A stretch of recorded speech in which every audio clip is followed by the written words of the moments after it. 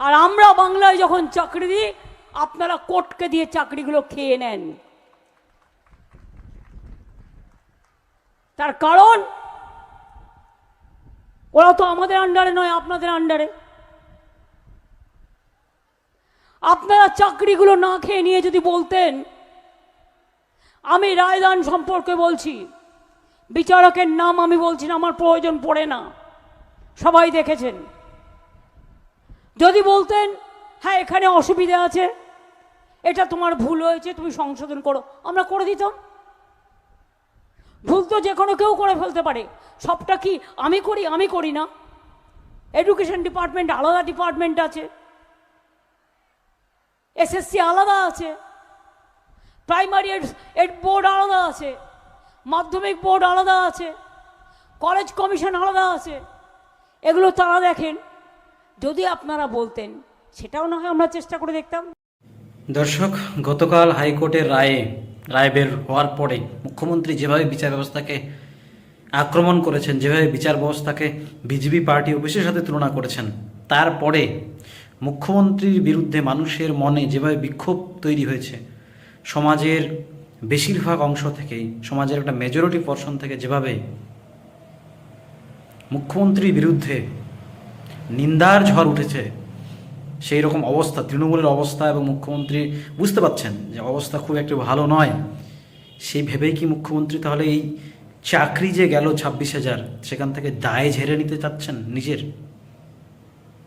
আপনারা শুনলেন দর্শক, যে মুখ্যমন্ত্রী বলছেন সবটা কি আমি করি?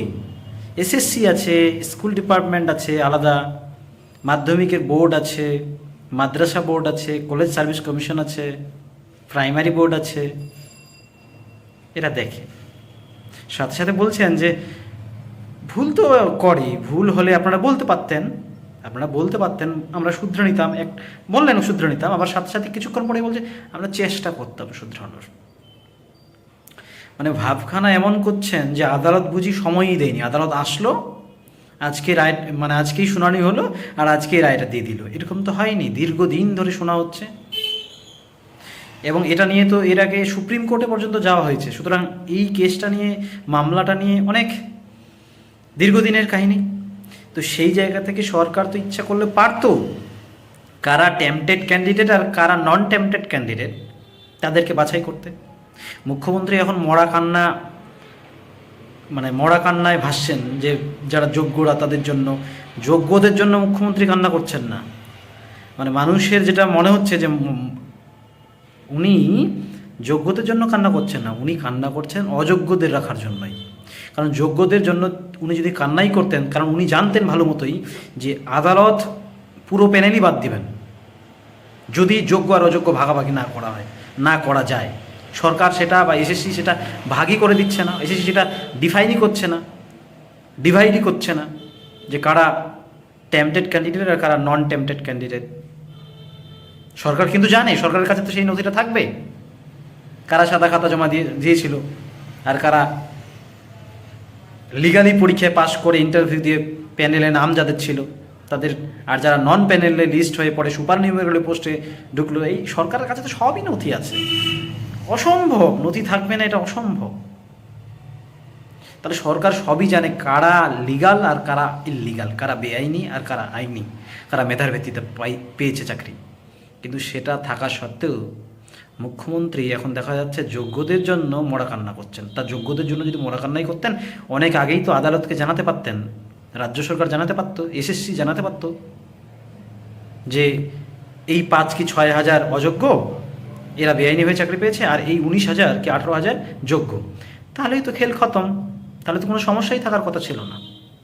সেই জায়গা থেকে মুখ্যমন্ত্রী কিন্তু আজকে দেখলাম দর্শক, যে মুখ্যমন্ত্রী দায় ঝেড়ে নেওয়ার চেষ্টা করছেন, দায় ঝেড়ে ফেলার চেষ্টা করছেন, যে সবটাকে আমি করি। তার মানে কি মুখ্যমন্ত্রী এখন বুঝতে পারছেন যে তার অবস্থা ভালো নয়, অবস্থা খুব একটা ভালো নয়, যে তিনি জেলেও যেতে পারেন। অবশ্য তিনি মাঝে মাঝে বলেন যে আমাকে কি করবে, জেলে ভরবে, জেলে ভরুক, আমি প্রস্তুত আছি, শেষ বিন্দু পর্যন্ত লড়াই করব। মানে মুখ্যমন্ত্রী কিন্তু, অনেকে বলছে মুখ্যমন্ত্রী আন্দাজ করেই নিয়েছেন যে তিনি জেলে যাবেন, সে সময়ের শুধু অপেক্ষা। মানে কখন যাবেন সেটা বড় প্রশ্ন, জেলে যাবেন কি যাবেন না সেটা বড় প্রশ্ন নয়। সবাই এখন মানুষ মনে করছে যে মুখ্যমন্ত্রী জেলে যাবেন। মানে যা দুর্নীতি, যেভাবে নগ্ন চেহারা ফুটে উঠছে, বিশেষ করে সুপার নিউমেরিক্যাল পোস্টের ক্ষেত্রে যেভাবে ক্যাবিনেটের সিদ্ধান্ত ছাড়া তো হতেই পারে না সুপার নিউমেরিক্যাল পোস্ট তৈরি করা। তো ক্যাবিনেটের মাথায় কে? মুখ্যমন্ত্রী। সেই জায়গা থেকে মুখ্যমন্ত্রীর প্রত্যক্ষ হাত না থাকলে কি করে সম্ভব? এবং সিবিআইকে তো খোলা ওপেন হ্যান্ড দিয়েই দিচ্ছে হাইকোর্ট, যে সিবিআই যাকে প্রয়োজন তাকে হেফাজতে নিয়ে ইন্টারোগেশন করতে পারবে, কাস্টোডিয়াল এর ইন্টারোগেশন করতে পারবে। সেই জায়গা থেকে কিন্তু মুখ্যমন্ত্রী তাহলে কি ভয় পাচ্ছেন? মুখ্যমন্ত্রীকে আন্দাজ করতে পেরেছেন যে তিনিও জেলে যাবেন শিগগিরই। কবে যাবেন সেটা বড় প্রশ্ন, যাবেনই এটা প্রায় নিশ্চিত বাংলার মানুষ। কারণ যেভাবে তিনি দুর্নীতিকে এখনও পর্যন্ত প্রশ্রয় দিচ্ছেন, মানে আপনারা শুনলেনই, কিন্তু এখনও তিনি বলছেন না যে এটা অন্যায় হয়েছে, এটা অবিচার করা হয়েছে, এটা ঠিক হয়নি। মনে হয় ভুল তো হতেই পারে, মানে ভুল হয় মানুষের, ছোটোখাটো তো ভুল হলে পারা যেত, তো ভুল হয় মানুষের। তাহলে এরপরে তো যারা মার্ডার করছে, যারা চুরি ডাকাতি করছে, ওরা বলে হুজুর ভুল হয়ে গেছে, আমাদের ক্ষমা করে দেন। ক্ষমা করে দেয় না শাস্তি দেয়?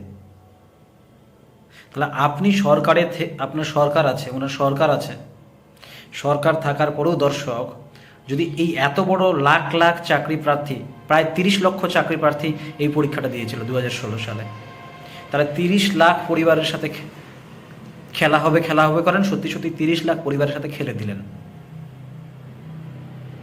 সেইখান থেকে সেটাকে কি আর ভুল বলা চলে?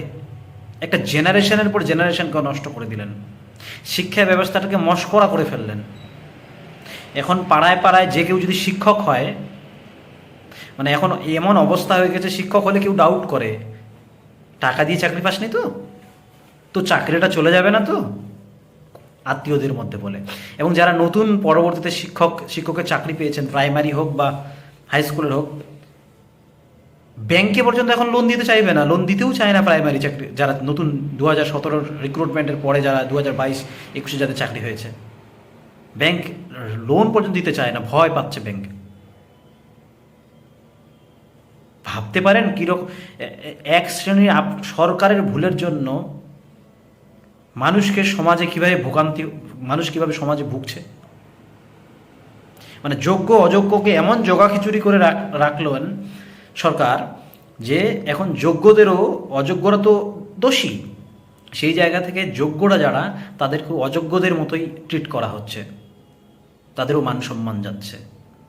তারা যতই বুক ফুলিয়ে বলুন না কেন যে আমরা মেধার ভিত্তিতে পেয়েছি, মানুষ তো সবাইকেই ডাউট করছে, এই শুধুমাত্র এই জগাখিচুড়ি করে দেওয়ার জন্য। এটা তো সরকার এবং এসএসসির দোষ। সেই জায়গা থেকে বলছেন কি, আমরা বলতে পারতেন আমরা শুধরে নিতাম, তো শুধরে নেওয়ার যদি থাকতোই আপনারা তো শুধরে তখনই নিতে পারতেন, যখন আদালত বারবার বলেছে টেম্পটেড ক্যান্ডিডেট আর নন টেম্পটেড ক্যান্ডিডেটগুলো আলাদা করুন। তাহলে তো যারা টেম্পটেড ক্যান্ডিডেট তাদেরকে বাদ দিয়ে দিতেন আদালত, আর যারা নন টেম্পটেড তাদের রেখে দিতেন। দর্শক, আসলে উনি সব জানেন। মুখ্যমন্ত্রী যতই বলুন যে আমি কি সব করি, আমি কি সবটা দেখি, আপনি সব জানেন। ক্যাবিনেটের সিদ্ধান্ত একার হয় না, ক্যাবিনেটের মাথায় আপনি। উনি সব জানেন, সব বুঝেন।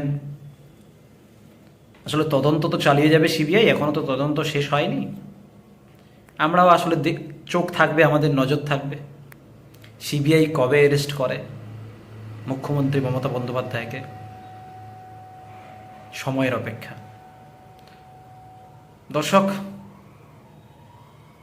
যা বলার বলবেন আপনারা কমেন্ট বক্সে, আপনাদের যদি কোনো মতামত থাকে।